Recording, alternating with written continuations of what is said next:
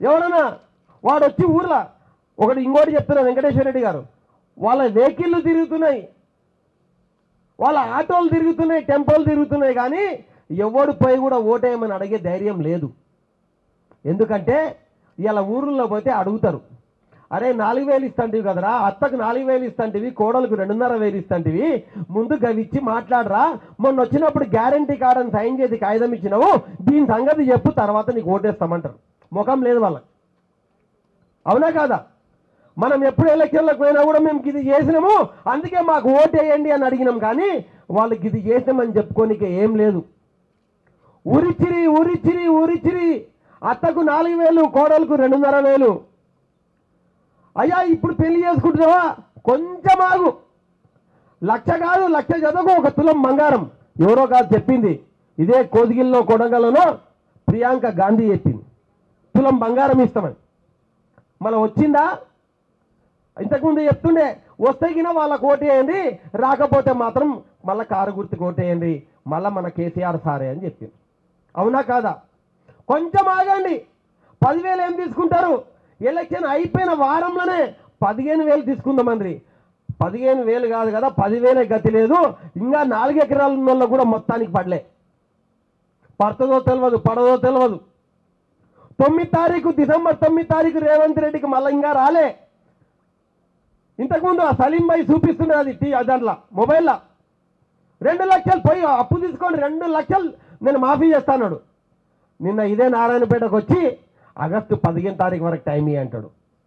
అరే బాబు, నిన్నగిన నమ్మి అప్పుడు నమ్మి ఊరిస్తివి, మా వాళ్ళు మోసంపై నీకు ఓటేసిరి, 4 నెలలు నువ్వు ఉత్తనే ఉండి ఒక్కరు కూడా చేయకపోతేవి, రైతు బంధు లేదు, రైతు బీమా లేదు, కళ్యాణ లక్ష్మి లేదు, నువ్వు చెప్పిన రుణమాఫీ లేదు, నువ్వు వడ్లకు 500 రూపాయలు బోనస్ ఇస్తున్నావు, ఆ బోనస్ కూడా లేదు.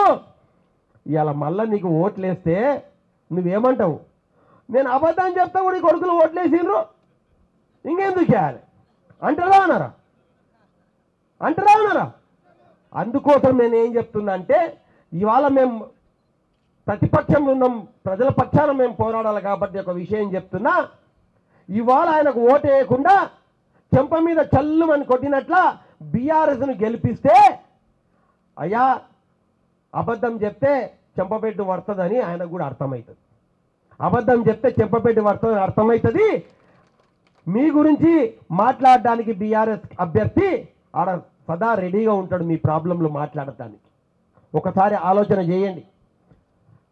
మొన్న చెప్తుండే కేసీఆర్ పేరు లేకుండా వేస్తా ఈ తెలంగాణలోని. అరే అమ్మ, తెలంగాణ తెచ్చింది కేసీఆర్ రా భయ్, అదెట్లా మరిపిస్తావు జనాలతోనా? అది మరవనికి అవుతుందా? 125 ఫీట్ల అంబేద్కర్ను ఇవాళ దేశంలో ఎక్కడ లేనట్లా ఇవాళ హైదరాబాద్లో కట్టిండు కదా. నువ్వేం చేస్తావు? మొన్న అంబేద్కర్ జయంతి రోజు ఆడికి ఎవ్వరు పోకుండా నివాళులు అర్పించకుండా ఆడ తాళం వేసి పెడతీవి కదా, మరి ఎట్లా చేద్దాం? దూరంకి వెళ్ళి కూడా అంబేద్కర్ కనిపిస్తారు కదా, మళ్ళీ కేసీఆర్ని ఎట్లా మర్చిపోతారు? కాళేశ్వరం నీళ్లు చూస్తే కేసీఆర్ గుర్తొస్తుంది, మళ్ళీ ఎట్లా మర్పిస్తావు? ఇంటింటికి మిషన్ భగీరథ నీళ్ళు వస్తాయి కదా, మళ్ళీ కేసీఆర్ని ఎట్లా మర్పిస్తావు? కాన్పైతే కేసీఆర్ కిట్ ఇస్తుంది కదా, మళ్ళీ కేసీఆర్ని ఎట్లా మర్పిస్తావు? ఒకసారి ఆలోచన చెయ్యి. అంతెందుకు, మళ్ళా బతుకమ్మ చీరలు ఇస్తారు కదా, కేసీఆర్ని ఎట్లా మర్పిస్తావు? ఎట్లా మర్చిపోతారు కేసీఆర్ను? నారాయణపేట జిల్లా చేసిండ్రు కదా, మా కేసీఆర్ని ఎట్లా మర్చిపోవాలి? ఈడ మెడికల్ కాలేజ్ కట్టిండు కదా, మా కేసీఆర్ని ఎట్లా మర్చిపోవాలి? ఈడ కలెక్టర్ ఆఫీస్ కడుతున్నారు కదా, మళ్ళీ కేసీఆర్ని ఎట్లా మర్చిపోవాలి? ఆయనంట కేసీఆర్ మరిపిస్తాడంట, మర్చిపోయేటట్లా చేస్తాడంట. ఇవన్నీ నీకు శాతం అవుతాయా? ఇవన్నీ నీ నుంచి అవుతాయా? ఒక్కసారి ఆలోచన చేయండి. అధికారం అధికారం అని చెప్తున్నావు. అయ్యా, ఇది అధికారం కోసం పుట్టిన పార్టీ కాదు. తెలంగాణ సాధించనికే ఒక ఉద్యమ పార్టీగా వచ్చింది ఇది.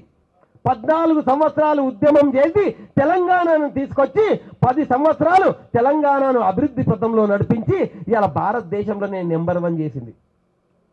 అయ్యా, నేను ఒకటి అడుగుతా రేవంత్ రెడ్డి గారు, ఈ ప్రజలందరి తరఫున నిన్ను ఒకటి అడుగుతున్నా.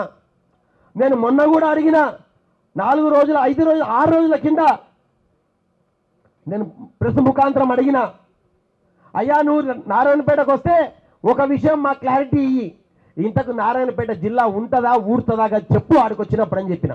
నిన్న ఏమైనా చెప్పిండా? ప్రెస్ వాళ్ళని అడుగుతున్నా, మళ్ళీ ఏమైనా చెప్పిండా నాకు తెలియదు. మళ్ళా చెప్పలేదా? చెప్పలేదంటే దీని అర్థమైంది ఉన్న నారాయణపేట జిల్లాకే ఇవాళ ఏమవుతుందో తెలుస్తలేదు. మొన్న ఎలక్షన్లో చెప్తుండ్రి ఉగాది లోపట కోటకొండను మేము మండల్ హెడ్ క్వార్టర్ చేస్తాము. ఏడ ఉన్నది?